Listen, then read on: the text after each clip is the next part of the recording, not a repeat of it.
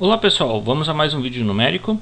Dessa vez vamos fazer um exemplo aqui de obter uma regra de quadratura, mas uma que não é muito comum, uma que é assimétrica. Ok? Então a ideia é parecida com a do vídeo anterior. E digamos que eu queira calcular aqui alguma coisa assim. Eu quero encontrar uma regra que seja uma combinação linear da função f calculada em 3 pontos: 1/4, 1/2 e 1. Então esses 3 pontos são dados. Então eu quero descobrir quem é o ômega 1, quem é o ômega 2 e quem é o ômega 3. Para fazer isso, o que eu tenho que fazer? Tenho que montar esse sistema aqui. Montar esse sistema para os valores de t do meu exercício. Então quem são os valores de t? Tenho que montar uma matriz A, onde na primeira linha é a função 1 calculada nos 3 nós. Depois é a função t calculada nos 3 nós, que é 1/2, 1/4 e 1. E depois é a função t ao quadrado calculada nos 3 nós. T ao quadrado calculado em 1/2 dá 1/4. T ao quadrado em 1/4 dá 1 sobre 16. E t ao quadrado calculado em 1 dá 1. Ok? Dá para até automatizar isso aqui, vamos fazer assim direto aqui no console. Então, essa aqui é a matriz A.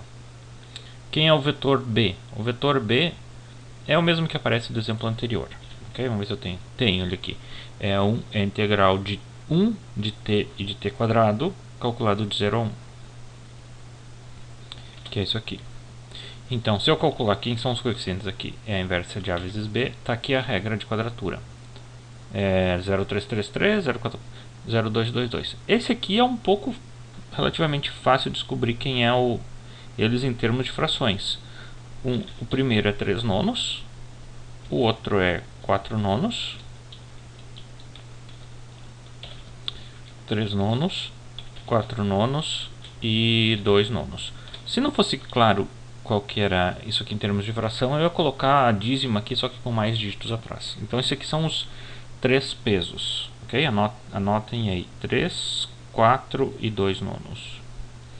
Vamos usar isso aqui no código aqui para calcular uma integral. Vamos pegar um código, por exemplo, aqui, o que era o de Simpson, e eu vou transformar ele para usar aqueles pesos ali, nessa regra meio que eu vou chamar de assimétrica aqui. Okay? Não é uma regra específica, se fosse outros nós, seria outras coisas. Então, quem são os... eu divido o meu intervalo de A até B em n intervalos, ou seja, n mais 1 pontos, de tamanho, cada intervalo de tamanho h. É o mesmo loop que eu tinha para o Simpson no outro vídeo.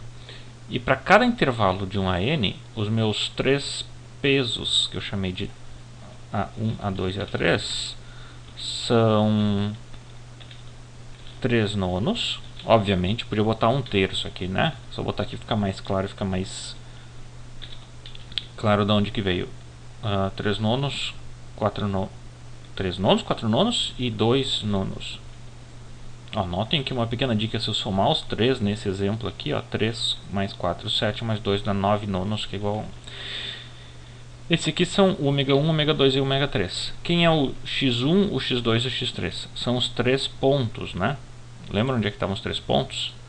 Estava em 1/2, 1/4 e 1. 1/2, 1/4 e 1. Até que eu coloquei aqui na ordem virada, gente. Agora que eu percebi. Então significa que esse coeficiente 4 nonos aqui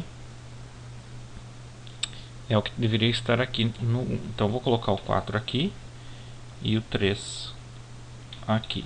Ou, quando eu colocar o x1 e o x2, eu tenho que colocar de forma correta quem é o x1 e quem é o x2. Então, vou voltar atrás aqui e escrever os coeficientes como sendo 3 nonos, 4 nonos. O 3 nonos é o coeficiente do ponto do meio, do ponto 1/2, né? 1/2 é a metade do intervalo entre xi e xi mais 1. Ok? Vamos ver como é que pode fazer. É xi mais h sobre 2. Ok? Aqui está 1/2, 1/2 de h. Quem é o x2? É o xi mais 1/4 do intervalo, mais h sobre 4. E quem é o x3? Esse é o que estava exatamente no extremo esquerdo, né? É o xi mais 1, ou xi mais h. Então vou usar isso aqui, colocar os pesos W1, W2 e W3, ok? Vezes o tamanho do intervalo h. Então vamos usar essa regra aqui. Deixa eu ver se eu tenho uma função. Vamos botar uma função aqui, function y igual a f de x, e vamos dizer que seja a integral de y igual a x na quinta e um end function.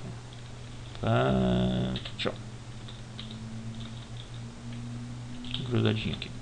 X ponto elevado se eu precisar usar para fazer um gráfico.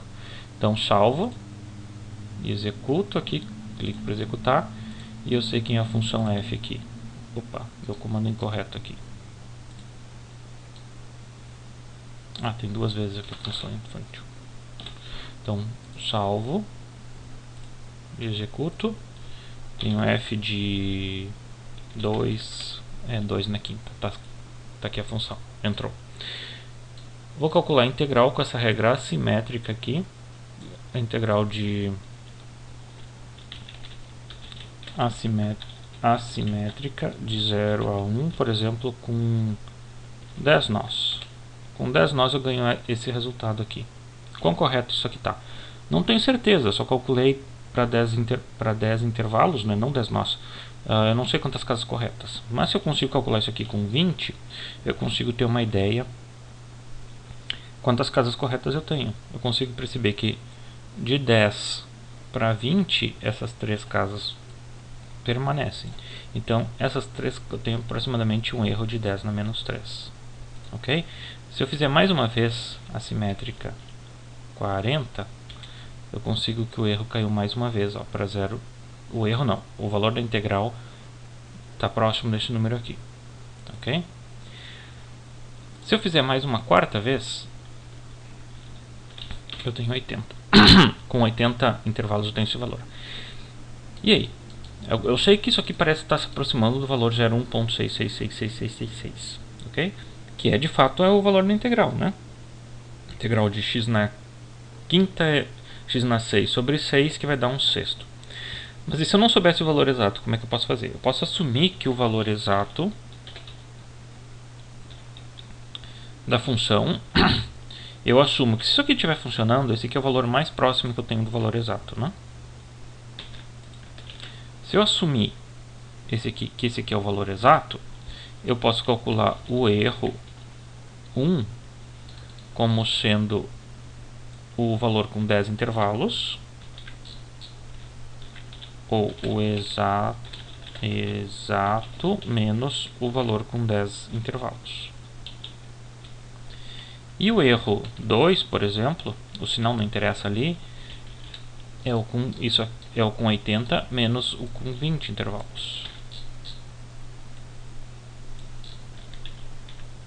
Que é este valor aqui. Então o erro 1 é esse aqui e o erro 2 é esse aqui. Para que eu estou fazendo isso? Eu estou querendo descobrir se o erro está caindo como deveria. O que eu quero dizer com isso? Quero dizer que o erro tinha um certo valor, e quando eu dividi o h por 2, ou seja, quando eu dobrei o número de intervalos, o erro caiu 8 vezes. Se o erro caiu 8 vezes, significa que esse método que eu inventei agora é um método de ordem 3. Okay? Ou seja, usando 3 nós, eu consegui um método com ordem 3. Se eu voltar lá atrás, no método Simpson, eu vou ver que o método Simpson era um método com 3 nós, mas ele, por ser simétrico, ele dá uma qualidade especial na matriz, não só por ser simétrico, não é isso que garante, eu consigo que ele seja uma ordem a mais do que eu imagino que ele deveria, ok? E era isso.